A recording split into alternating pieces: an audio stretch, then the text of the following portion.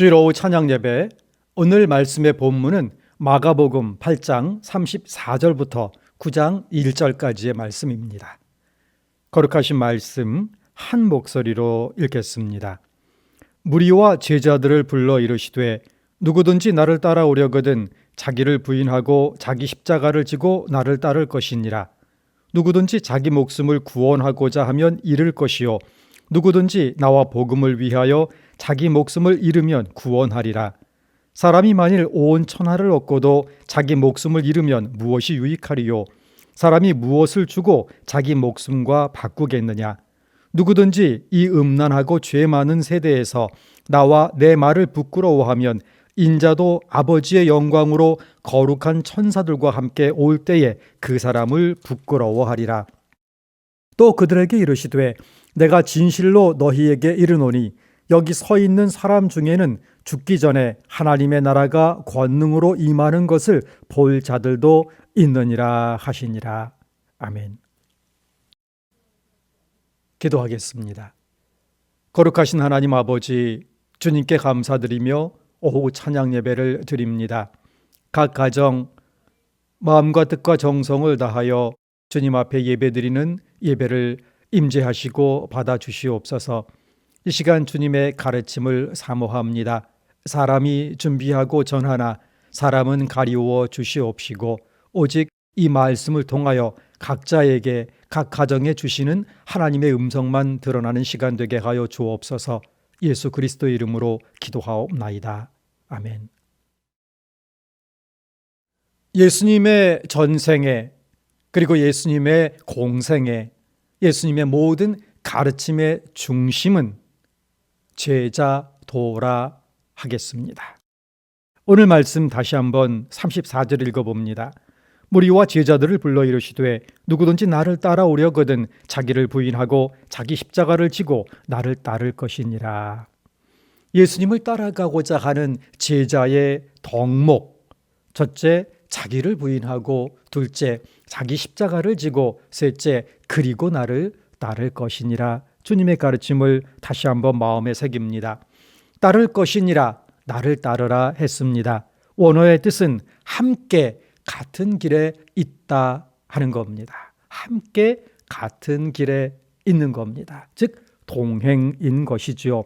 그런데 막연히 동행하는 것이 아닙니다. 그냥 같은 길, 서로 모르는 사람끼리 앞서거니 뒤서거니 무심히 지나갈 수도 가다 보니 같은 사람들이 있을 수 있습니다.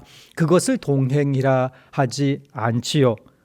여기에서 가지고 있는 말씀의 단어의 뜻은 제자로서 스승과 동행하다 이런 뜻으로 쓰이고 있습니다. 그래서 따르다, 수행하다, 동행하다라는 사전적인 뜻이 있지만 그것이 확대되어서 제자가 되다 이런 뜻이 또한 있는 겁니다. 그러므로 나의 제자가 되고자 한다면 자기를 부인하고 자기 십자가를 지고 나를 따라오라. 자기를 부인하고 자기 십자가를 지고 살아가는 게 내 제자가 되는 거다. 이렇게 가르쳐 주시는 겁니다. 여기에 따를 것이니라 했습니다. 문법적으로는 현재 명령법입니다. 그런데 이 문법에서는 한 번 그냥 따르는 것이 아니고 지속적으로 반복해서 계속 따라가는 것을 말하고 있습니다. 어떻게 따라가는가? 자기를 부인하고 자기 십자가를 지고 그리고 주님과 동행하라 하는 말씀이죠. 제자는 구경꾼과 다릅니다. 제자는 무리와도 다르지요. 구경꾼은 어디 재밌는 일 없나? 어디 좋은 일 없나? 어디 나한테 도움이 될 만한 일 없나? 이렇게 찾아보다가 뭐 괜찮아 보이면 이렇게 모여드는 거죠. 재미없으면 떠나가고 도움이 안 되면 중단하고 시련이 있으면 다 흩어져 버립니다. 제자는 시련 가운데에서도 끊임없이 쉬지 않고 포기하지 않고 주님을 따라가는 자를 말합니다. 서울교회 수년간의 긴 시련 속에 많은 사람들이 떠나갔습니다. 사랑의 교제를 나누던 사람들이 그 거짓말에 속절없이 등을 돌려버렸습니다. 그러나 그 사탄의 불화살에도 거짓 괴계에도 굴하지 않고 끊임없이 교회를 사랑하고 섬기는, 주님을 섬기는 바로 여러분, 고난 속에서도 교회를 사랑하고 주님을 따르는 바로 여러분이 참 제자로서 주님과 그리고 서로 손잡고 이 동행길에 있는 겁니다. 나를 따르라 하셨습니다. 나와 동행하라 하셨습니다. 그 주님과 동행하는 길에 우리 함께 손잡고 동행하고 있는 겁니다. 우리는 교회를 지키기 위해 영적 전쟁 중에 있습니다. 이 전쟁 중에도 결코 잊어서는 안 되는 것이 오늘 주님의 말씀입니다. 제자도인 겁니다. 교회가 회복된 이후에도 할 일이 참으로 많을 겁니다. 그 와중에도 결코 잊어서는 안 되는 것이 있습니다. 바로 제자도인 것입니다. 우리는 무엇을 하고 있는가? 자기를 부인하고 자기 십자가를 지고 주님을 따르는 것, 주님과 동행하고 있는 것을 결코 잊어서는 안 되는 겁니다. 주님을 따르고 있지 않다면, 주님과 동행하고 있지 않다면 우리의 이 모든 고생은 다 허무한 것이 헛일이 되기 때문입니다. 우리의 모든 노력이, 우리의 인생이 진정한 가치를 가지려면 바로 제자도를 실천하는, 예수님과 동행하는 삶이어야 하는 겁니다. 왜 제자도인가? 주님의 가르침의 중심이 제자도이고 주님의 교육의 전부가 결국은 제자도를 가르친 것이기 때문입니다. 그리스도인의 전 생애를 지탱하는 것이 바로 또한 제자도이기 때문입니다. 이제 교회 회복의 때를 마음에 그리고 또 준비하면서 제자도에 더욱 집중하고자 하는 그런 마음의 감동이 일었습니다. 특별히 본문 말씀을 또 묵상하고 또 준비하면서 이제 앞으로 몇 주간은 이 본문을, 제자도를 가장 잘 설명하고 있는 책 한 권을 중심으로 여러분과 함께 주님이 원하시는 제자도 속으로 깊이 들어가기를 마음속으로 생각하게 되었습니다. 인류의 역사 속에 수많은 책들이 이제 발간이 되었습니다. 그중 넘버 1이라면 성경 말씀이죠. 그리고 넘버 2, 수많은 성경 이외에 딱 한 권을 고르라고 한다면 기독교 강요일 것입니다. 기독교 강요의 3권은 바로 이 제자도를 아주 깊이 설명하고 제자도의 실천이야말로 진정한 그리스도의 삶의 요체라고 가르치고 있습니다. 기독교 강요 2판부터 이 마가복음 8장 34절을 중심으로 한 제자도, 자기를 부인하고 자기 십자가를 지고 예수를 따라가는 삶이 구원받은 하나님의 사람의, 그리스도인의 구원에 대한 감사의 열매의 삶이다. 이렇게 가르치고 자세히 성경적으로 또 신학적으로 그렇게 교리적으로 잘 정리해 설명을 하고 있습니다. 기독교 강요 2판부터 4판까지는 그래서 이것이 실천의 장이기 때문에 기독교 강요의 맨 마지막에 위치하고 있습니다. 결국 신앙은, 그리고 신학은, 교리는 실천으로 열매를 맺어야 하는 것인데 그 실천은 바로 제자도를 실행하는 것이지요. 제5판에서는 부피가 훨씬 커졌습니다. 그래서 이 제자도가 있는 부분은 3권이 되고 그 뒤에 4권에는 교회론이 들어오게 되죠. 결국 주님의 가르침의 가장 핵심에, 성경 전체의 중심에 결국은 제자도가 있다 할 것입니다. 구원받은 성도는 그러면 감사와 감격의 기쁨을 어떻게 표현해야 하는가? 바로 이 심대한 질문에 대한 대답이 우리 주님의 가르침에 담겨 있는 겁니다. 다시 34절을 읽습니다. 무리와 제자들을 불러 이르시되 누구든지 나를 따라오려거든 자기를 부인하고 자기 십자가를 지고 나를 따를 것이니라. 자기를 부인하고 자기 십자가를 지고 그리스도를 따라가는 삶, 바로 이것이 진정한 제자의 삶인 것이죠. 제자도는 한마디로 말하면 예수님을 따르고 예수님을 섬기는 삶의 과정이다 하겠습니다. 어떤 결론, 어떤 결과 이것으로만 보여지는 것이 아니고 우리의 평생에 걸쳐서 날마다의 삶에 걸쳐서 자기를 부인하고 자기 십자가를 지고 예수님과 동행하며 예수님을 따르며 예수님을 섬기는 삶이다 하겠습니다. 우리 주님께서 먼저 철저하게 자기를 부인하고 순종의 삶을 사시며 십자가를 지셨습니다. 히브리서 12장 2절의 말씀입니다. 믿음의 주요 또 온전하게 하시는 이인 예수를 바라보자. 그는 그 앞에 있는 기쁨을 위하여 십자가를 참으사 부끄러움을 개의치 아니하시더니 하나님 보좌 우편에 앉으셨느니라. 우리 주님은 제자가 걸어야 할 그 십자가의 길을 먼저 걸으셨습니다. 그러기에 주님께서 우리에게 주시는 십자가를 지고 그저 주님 뒤를 잘 따라가면 되는 겁니다. 십자가 길의 완벽한 모델이요, 스승이요, 교사 우리 주님이십니다. 35절부터 38절까지는 원문에는 각각 왜냐하면 이렇게 시작하고 있습니다. 즉 9장 1절까지 이 부분은 제자도를 부연 설명하고 있다 하는 겁니다. 35절 말씀, 누구든지 자기 목숨을 구원하고자 하면 잃을 것이요 누구든지 나와 복음을 위하여 자기 목숨을 잃으면 구원하리라. 여기에 목숨은 단순히 명줄만 의미하지 않습니다. 언어에는 푸시케, 영혼을 의미합니다. 신앙적으로는 영원한 생명, 영생을 의미하는 겁니다.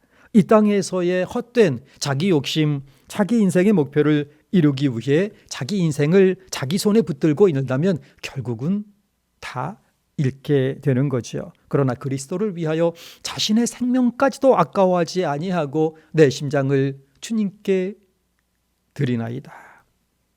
생명까지 잃을 각오가 된 사람은 결국 영원한 생명을 구원받게 되는 겁니다. 우리에게는 동물적인 자기 보호 본능이 있죠. 그래서 내 필요, 내 이익, 내 권리 지키려 합니다. 그러나 지키려 하면 할수록, 붙들려 하면 붙들수록 결국은 그것의 노예가 되는 것이죠. 나중에는 그게 살아도 삶이 아니게 되는 겁니다. 그리고 결국은 다 잃게 되는 것이죠. 자기 십자가를 지는 것은 예수를 따르는 일에 전생애를 드리는 겁니다. 내 삶을 주님께 드리는 겁니다. 내 삶을 주님께 드릴 때 비로소 자유를 얻게 되는 것이고 내 삶은 진정 나의 것이 되는 겁니다. 지난 수요일에는 조그마한 기사 하나가 실렸습니다. 미국에서 사업에 크게 성공한 거부 억만장자가 있는데 나이가 89세랍니다. 이 사람 이름이 찰리 척 필리라는 사람인데 아내와 함께 노후를 살아가는 데 필요한 200만 달러, 우리 돈으로 24억 원 남기고 전 재산을 기부했다라고 나옵니다. 기부한 돈이 9조 4천억 원이 되네요. 9조랍니다. 평소에도 수많은 기부와 자선 사업을 해서 많은 사람들에게 부자가 어떻게 살아야 하는지 그 본을 보이고 있다고 칭찬을 받는 빌 게이츠, 워런 버핏 등 이러한 사람들이, 즉 존경받는 사람들이 존경하는 롤 모델이라고 합니다. 그는 전 재산을 노후에 살아가는 데 필요한, 우리에게는 큰 돈입니다만 노후에 살아가는 데 필요한 전 재산 중에 아주 이만큼 살아갈 때까지 필요한 거 남겨두고 전 재산을 기부를 하고 서명식을 한 후에 이렇게 말을 했다고 기사에 나옵니다. 너무 기쁘다. 말로 표현할 수 없이 행복하다.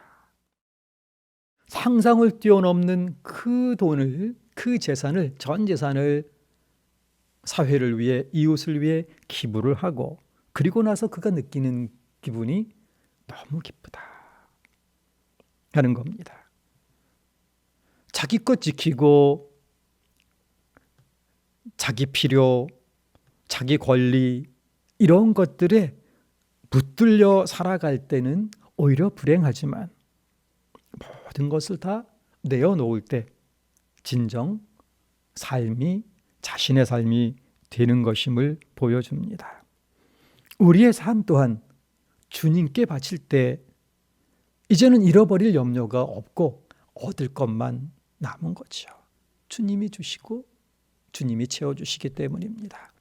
내가 지키려 하면 잃지만 주님께 바칠 때 주님께서 지켜주십니다. 36절 말씀, 사람이 만일 온 천하를 얻고도 자기 목숨을 잃으면 무엇이 유익하리요? 그리스도인의 삶은 역설적인 겁니다. 얻고자 하는 자는 잃게 되는 것이고 버리고자 하는 자는 얻게 된다 하는 겁니다. 그리스도를 위해 생명을 잃는 것은 그리스도를 믿는 것이 그 대가가 죽음일지라도 그리스도를 결코 부인하지 않는 겁니다. 내게 어떤 손해가 있더라도 결코 교회를 무너뜨리지 않고 교회에 해가 되는 일을 하지 않는 겁니다. 인간적인 모든 욕망과 가장 귀하게 여기는 그 생명까지도 그리스도를 위해 내어놓을 수 있을 때 우리는 그리스도를 통해 모든 것을 소유한 자가 되는 겁니다. 제자에게 최고의 복은 이 세상의 부귀영화가 아닌 것이죠. 자기를 부인하고 자기 십자가를 지고 주님 따라가는 그 삶을 사는 동안 주님께서 교제를 해주시는 것이 최고의 복인 것입니다. 38절 말씀 읽습니다. 누구든지 이 음란하고 죄 많은 세대에서 나와 내 말을 부끄러워하면 인자도 아버지의 영광으로 거룩한 천사들과 함께 올 때에 그 사람을 부끄러워하리라. 십자가를 지고 살아가는 삶이 부끄러우십니까? 주님 따라가는 것이 부끄러우십니까? 주님 말씀대로 살아가는 것이 부끄럽다면, 주님 믿는 것이 부끄럽다면, 그리하여서 이 부끄러워서 그 자리를 떠나고 믿음을 포기한다면 영광의 날에 인자가 그들을 부끄러워하리라 말씀하십니다.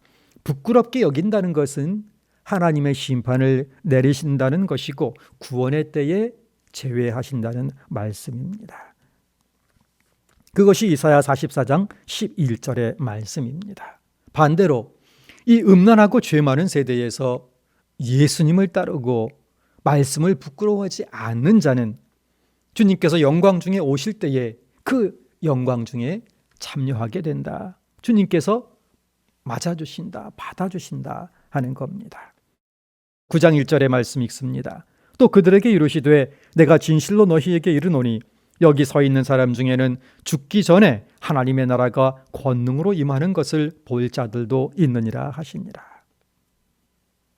이 말씀처럼 우리 주님 십자가의 도를 가르치신 지 며칠 후에 베드로, 요한, 야고보는 변화산 상에서 변모하신 우리 주님의 영광과 권능을 친히 목도하는 특권과 영광을 누렸던 겁니다. 그것이 베드로후서 1장 17절, 18절의 고백입니다. 이후에 제자들은 십자가 순환을 넘어 십자가에서 죽임당하신 예수님이 부활하시는 그리고 승천하시는 그 영광을 목도하였습니다. 성령 강림 이후 놀라운 성령의 나타나심과 역사 속에 하나님 나라가 확장되는 부흥의 증인이 되고 주역이 되기도 하는 영광을 누렸습니다. 주님 말씀 그대로 제자들은 하나님 나라의 영광과 권능을 살아서 체험하게 되었던 것입니다. 마가복음에 기록된 주님의 제자도의 가르침을 한 문장으로 요약합니다. 예수께서 한 사람을 부르실 때 와서 죽으라고 명령하신다. 우리의 믿음의 길이 진정한 헌신과 기쁨과 감격을 누리지 못한다면 죽으라고 하시는데 살려고 발버둥치기 때문인 겁니다. 살려고 하면 죽을 것이요, 죽고자 한다면 사는 것입니다. 예수의 제자는 예수를 따르는 학생이고 추종자입니다. 예수님을 믿고 따르는 것이 고통과 죽음을 안겨줄지라도 내가 배워야 하는 것은 하나님의 뜻에 순종하신 바로 예수 그리스도의 십자가의 길인 겁니다. 그러므로 예수 십자가의 길을 부끄러워하지 않아야 하는 겁니다. 그러면 예수님께서 영광 중에 임하실 때에 나를 부끄러워하지 않으실 것입니다. 우리 서울교회에 수많은 성도들로 분주하고 붐비던 시절이 있었습니다. 서울교회가 너무 좋다고 서울교회 사랑한다던 이들이 차고 넘쳤지요. 교회에 어려움이 닥치고 그 어려움이 장기화되니 많은 이들이 다른 곳을 찾아갑니다. 지금 이곳에는 예전에 한 4분의 1 정도의 예배 인원이 남아 있습니다. 그러나 이 남은 분들 결코 소수가 아닙니다. 그리고 이분들은 진정 참된 알곡이고 진실한 제자들임을 믿습니다. 바로 여러분들 말입니다.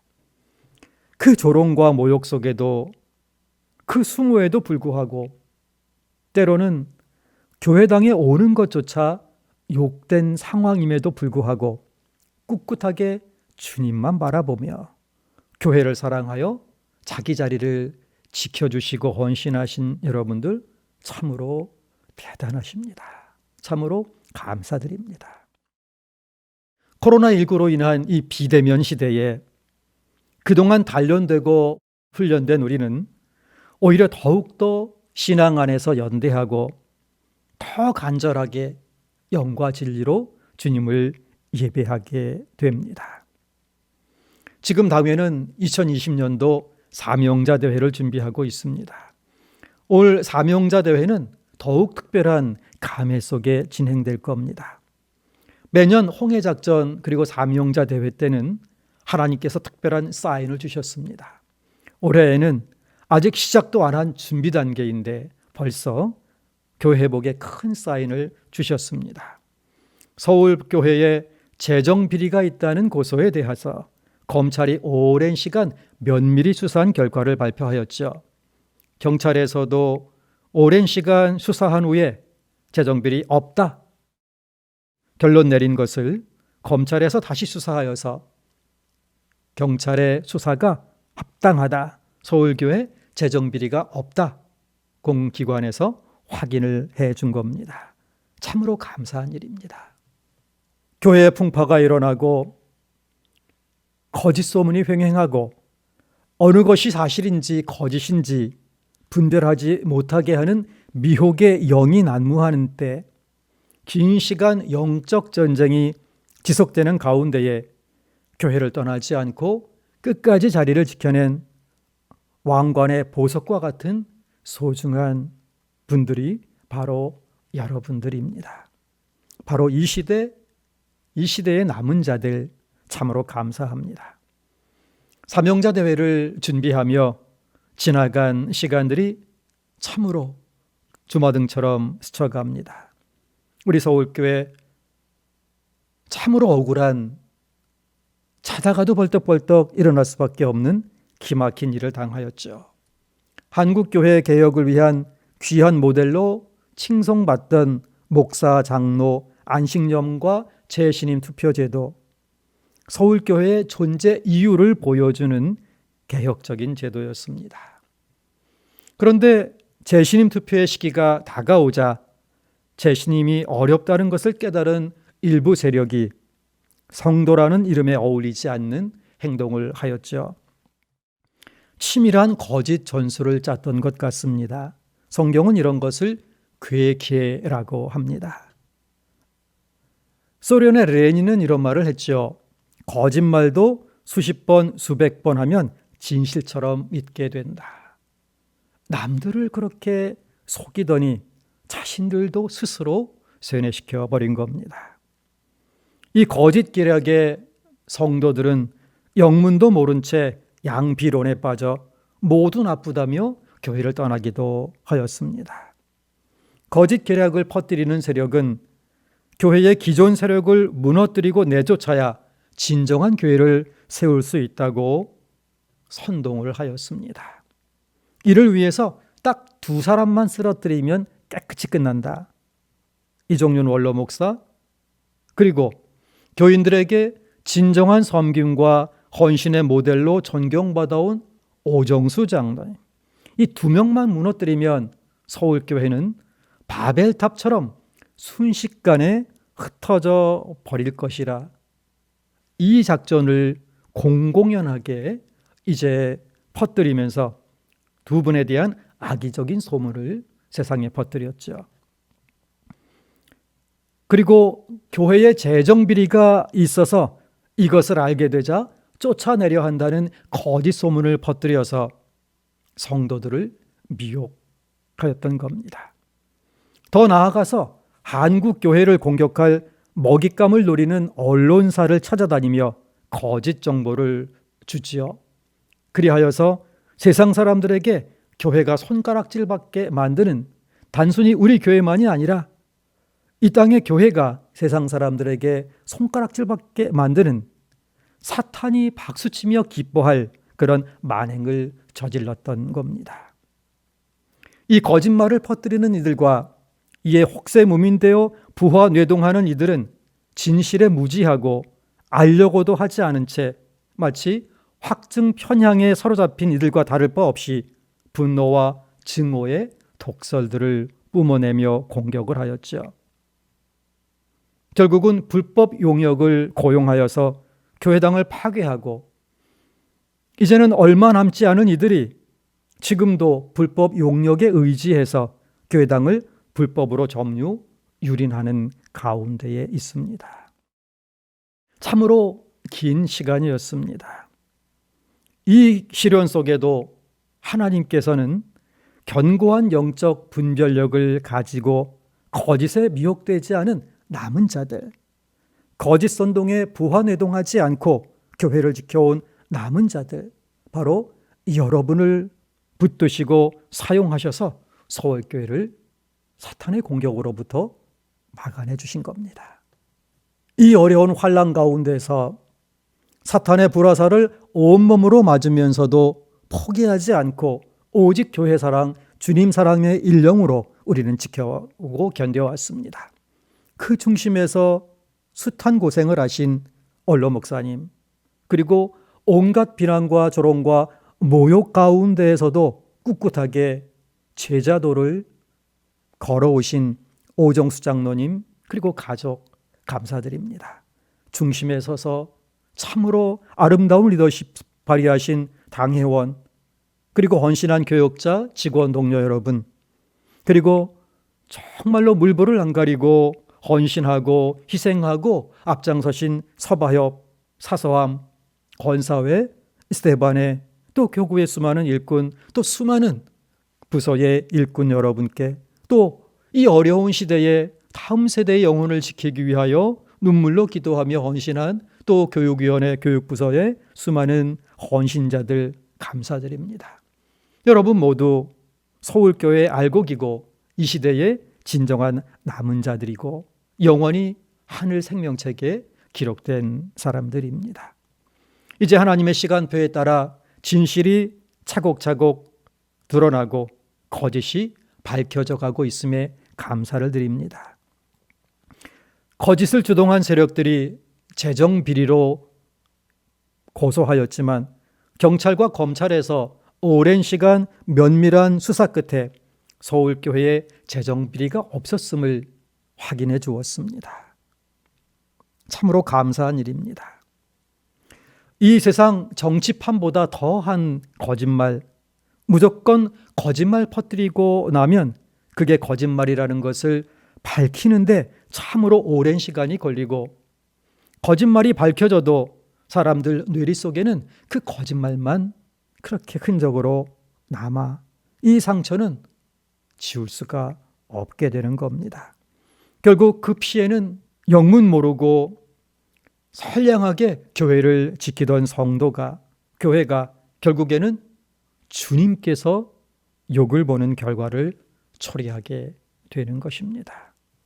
하도 긴 시간 거짓말하는 사람들 때문에 고생하다 보니 서슬퍼런 경찰, 검찰이 수사하고 서울교회에 재정비리가 없다는 것을 확인해 준 것뿐인데도 이렇게 감사합니다. 비리가 없다는 것을 확인해 주는 것만으로도 이렇게 감사할 수가 있군요. 이렇게 하나하나 거짓은 명백히 밝혀질 것이고 진실은 세상에 알려질 겁니다. 사명자 대회 준비 기간에 이토록 기쁜 선물을 주셨으니 사명자 대회를 마칠 때에는 믿어지지 않을 만큼 기쁜 복된 소식을 주님께서 주시기를 믿으며 소원합니다. 이를 위해 더욱 겸손하게 더욱 간절하게 하나님께서 서울교회를 세워주신 그 사명을 다시금 돌아보며 참 제자의 길을 걷기를 소원하며 주님 앞에서는 우리 모두가 될 수 있기를 소원합니다. 이제 10월 4일이면 2020년도 사명자 대회가 시작이 됩니다. 참으로 이 기간 교회를 위하여, 나라를 위하여, 또 각 가정의 문제들을 위하여 하나님께 기도할 때입니다. 매년 해온 것처럼 자율 기도가 실시가 됩니다. 올해는 코로나 사태로 인해서 교회에 나와서 기도하는 것은 아주 제한됩니다. 오전 10시부터 12시까지, 그리고 오후 2시부터 4시까지 미리 신청을 받아서 딱 소수의 인원만 통보가 가면 그분들만 교회당 나와서 기도할 수 있습니다.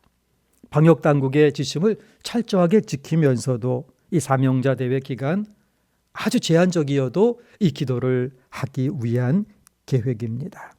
미리 신청하지 않으신 분들, 이제 시간을 확정되었다고 통보받지 않으신 분들은 교회에 오셔도 들어올 수가 없는 상황을 기억해 주시기 바랍니다. 그러나 일터에서 또 가정에서 여러분들께서 자원하시는 시간 그렇게 자율 기도를 하심으로 우리의 모든 기도가 모여져서 하나님 앞에 기도의 향연으로 바쳐지게 될 것입니다. 자율 기도 신청서는 홈페이지에 계속 게시되었고 각 가정에 순례자와 함께 발송되었습니다. 참여를 원하는 시간 정하셔서 다락방장님들을 통해서 각 교구 간사님들께 신청을 해주시면 온 성도가 함께하는 사명자 대회 자율 기도에 참여할 수 있습니다. 여러분의 많은 기도 참여 또 기다리며 부탁드립니다. 우리 함께 기도하겠습니다. 거룩하신 하나님 아버지, 감사합니다.